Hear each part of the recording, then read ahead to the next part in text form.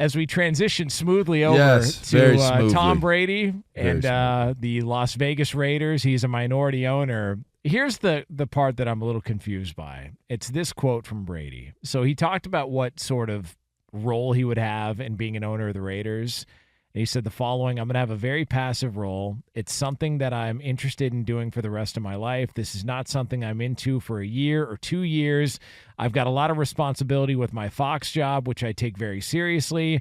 But if I'm looking over the course of my life, to have the opportunity to be involved in the NFL is a dream come true. And if I could help the NFL and continue to contribute in a positive way, then, that's been a very enjoyable part of my life. So he's talking about growing up in the Bay Area, dream come true, being able to be a minority owner. If all of that is true, and I'm not saying that it's not, why the hell wouldn't Bob Kraft make this happen with the Patriots?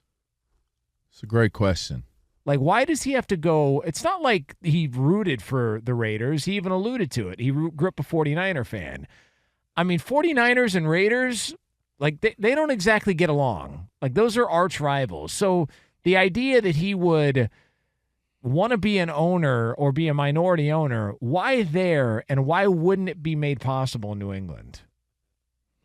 I think it's a great question. I don't know that I have the answer to that one. Because that makes too much sense. And I don't think that this is a conversation where you say, well, maybe that could create friction between Belichick and ownership or whatever it may be. I think that's a very logical and a very sensible question to ask. And I would assume that most people would be curious. Although I will say the value of the New England Patriots is up. It's very, very high up. And the Las Vegas Raiders, I just don't know how far out over their skis are they right now in terms of, what they're generating. I'm sure their value is up just because the brand is so strong and the fan base is so strong. But, I mean, unless are they cash? Is it a cash strapped? Is this a way of trying to stimulate what the Raiders are doing right now? Here's my guess, because the Raiders, and look, it's been talked about, Mark Davis is not as cash rich as some of these other owners in the NFL. Like, he doesn't, and when we say he's not rich, I mean, that's, we're putting it into the perspective of NFL owners. Like, yes. For us, for everyday people, I mean, he's super wealthy. I mean, the guy walks around with doll hair.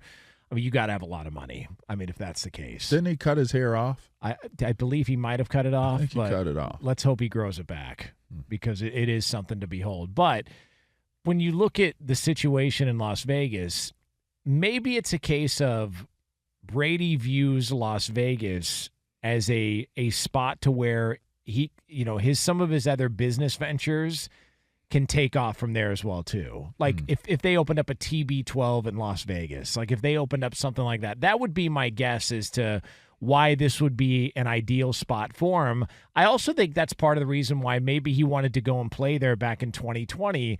Not only just because he felt like, okay, this is a team, maybe I feel like I could do some things with, but I also think that he looked at it following his career. Like, maybe this is a play where I set up at ground level and I can sort of branch out and do other things business-wise. Because if it's just about relationships and wanting to stay involved with the NFL, the idea that he wouldn't be in New England with Robert Kraft, who he's extremely close to, for the remainder of his career in some capacity is a little odd to me. So this must be. But he got in.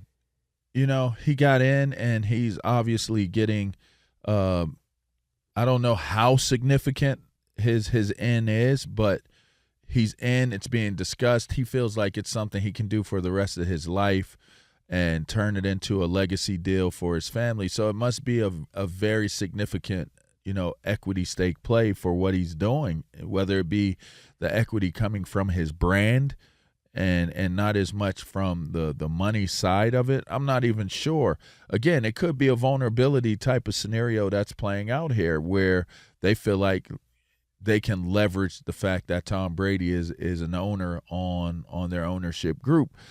I also would say maybe there's the possibility that this continues to be the idea of Tom Brady showing that he can be a part of building a winner.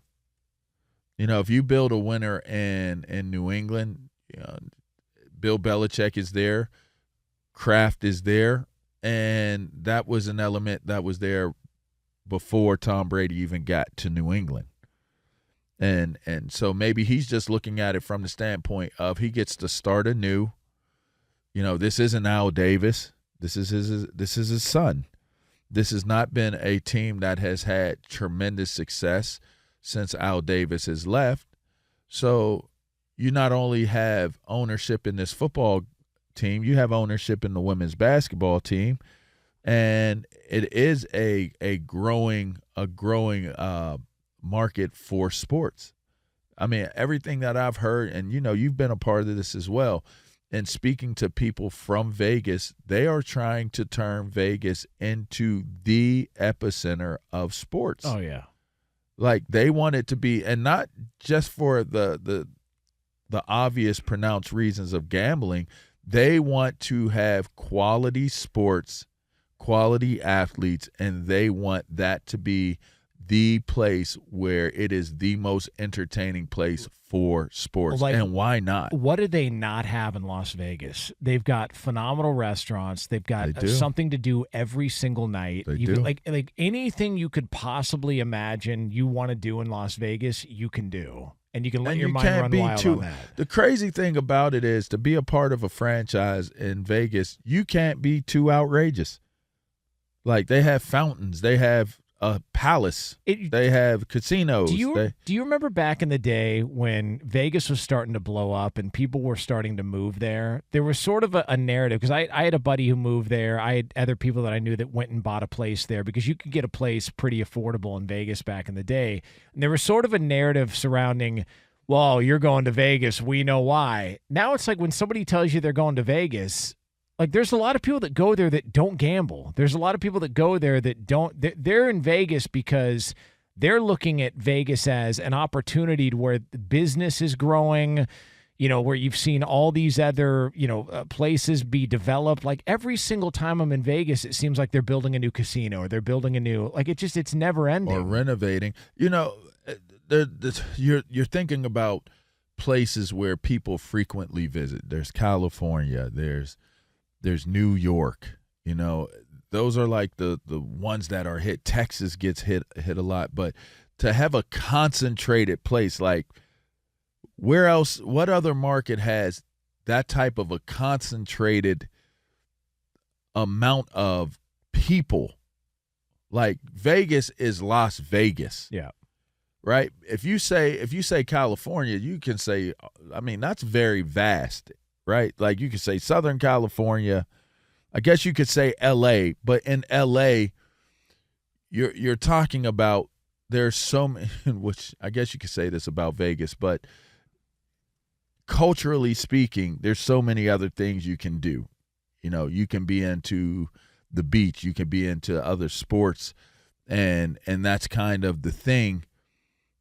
You're not really, like we talked about the parade after the Rams won, right? Yeah. And how there was like barely anyone there. It wasn't like a sports town parade. It's so spread out. But then they talked about how crazy it was for the Golden Knights winning the Stanley Cup, and how crazy that parade was. You can clearly see that it has the makings of being a true sports town in Vegas.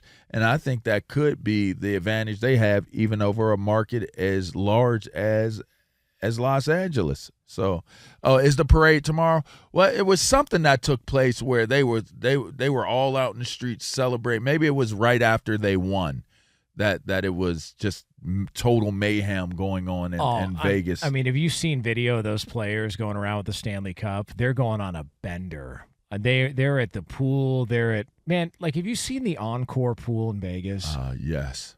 Good God. You sit in a swimming pool and there's a sports book outside. Was it on top of the roof? Like, it's a place is incredible. Vegas is incredible. It's unbelievable. Vegas is incredible. I'm going next month for the Earl Spence and Terrence Crawford fight. Oh, I'll be there. It's turning into a true sports town, though. Yeah. And it's an amazing sports town, and it's a great place for someone like Tom Brady to get in and have some ownership. Once you got over the phobia and the taboo that was gambling on sports, once people got over it and realized, okay, it's safe to play here, you've seen what's happened since, and now the A's are the next to come.